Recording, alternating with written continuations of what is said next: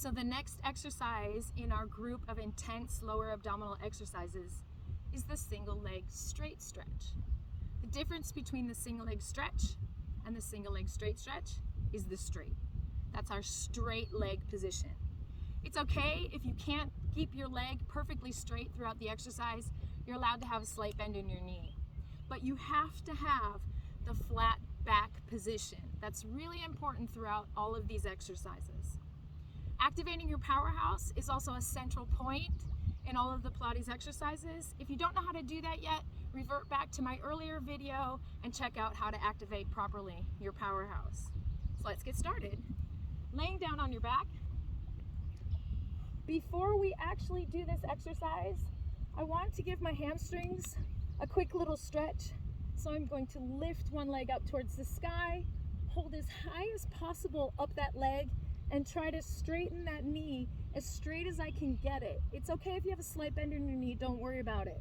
What you don't want to do is hold on to the muscle that you want to stretch.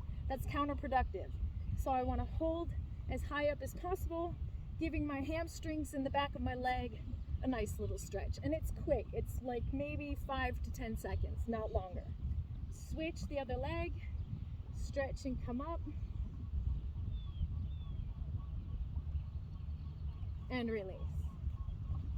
So again, my neck and head position is the same throughout the next exercises. It's lifted and I want to look towards my feet out in front of me, not up to the ceiling, but in front of me. I'm adding the weight of my head onto my abdominals. So I'm lifting through my abdominals. If you have trouble with your neck, go ahead and hold on to your head with one hand to give your neck some support, or lay your head on a pillow or a cushion or a black roll or a Pilates roll just to give your neck a little rest. Don't stress with this exercise. So activating my powerhouse, belly button pulled in, lower back pressed into the floor, pelvic floor muscles are activated and pulled up towards my spine. I lift one leg up to the ceiling, and again, I'm gonna hold as high up as possible. Now, my shoulders should not be towards my ears to lift up. Your shoulders are down, pulling down, and your shoulder blades are pulling down as well into the floor. So I'm activated throughout my entire body. The other leg I'm going to straighten out in front of me. The angle that I'm lowering or lifting that leg depends on how well I can push my lower back into the floor. The higher up I go, the easier the exercise is.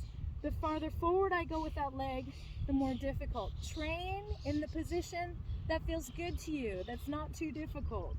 If at any point you feel you're lifting off the floor, take a break or reduce the position of that leg to make it slightly easier.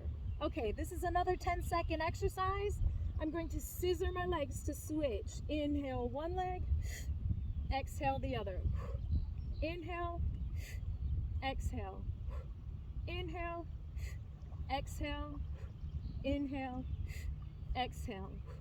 I have a slight variation. You can pulse that leg that's up at the top 2 times. Inhale, pulse, exhale, pulse, inhale, pulse, exhale, pulse, inhale, pulse, exhale, pulse.